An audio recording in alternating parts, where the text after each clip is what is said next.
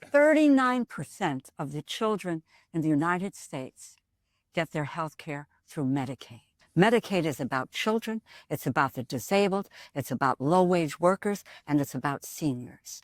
And they're going to cut Medicaid.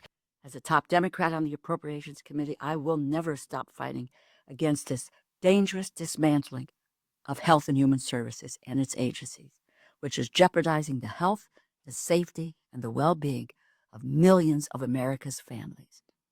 This administration is unlawfully impounding or stealing funds and dismantling agencies, depriving the American people of the programs and services which Congress has created, authorized, and appropriated funds for. The Constitution confers the power of the purse, the power to make appropriations in law, to the Congress. It is right there. It's Article 1, Section 9, Clause 7.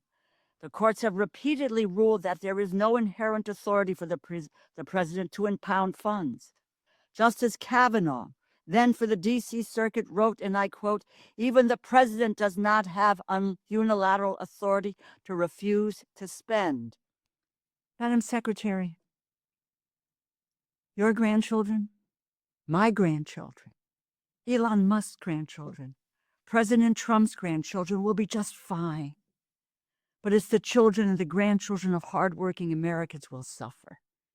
And they will fall further behind those whose families enjoy enormous wealth and privilege. Mr. Secretary, in the budget outline, you are asking Congress to cut funding for health programs by $33 billion, a cut of more than 25%.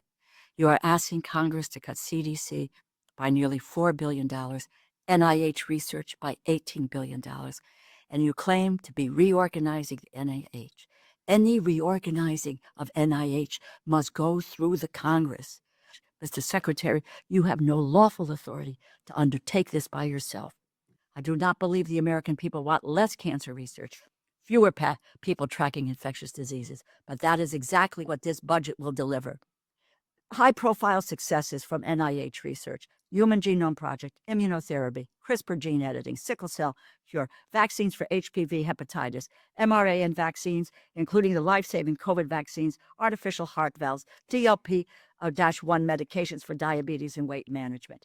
It is one can look at and see what works or doesn't work, but you can't sit here and tell us that NIH has been a failure and that the science and the people who have worked at the NIH have not made unbelievable discoveries to cure.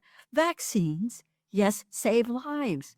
And the fact that the Secretary of Health and Human Services refuses to encourage children to be vaccinated is a tragedy. And we have already had 2 children in the United States who've died needlessly from measles. Look, it's in the Constitution. The Constitution in Article 1, Section 9, Clause 7 says that the power of the purse resides in the Congress. And there is no inherent authority that he has, the president had, or Musk had in doing this. So it's all in violation of the law. I think it's important to note that in the 2026 budget, and under CDC, the breast and cervical cancer program has been eliminated. I think that's important to understand for women's health. On Medicaid, with regard to young children, it is children, disabled, low-wage workers, and seniors who are the beneficiaries of Medicaid. And that would appear to be really on the chopping block. It really is a cornerstone of what this country is all about and what we can do. We don't deal here with airplanes, with roads or bridges or helicopters. That's not what we do. What our job and your job is to save lives.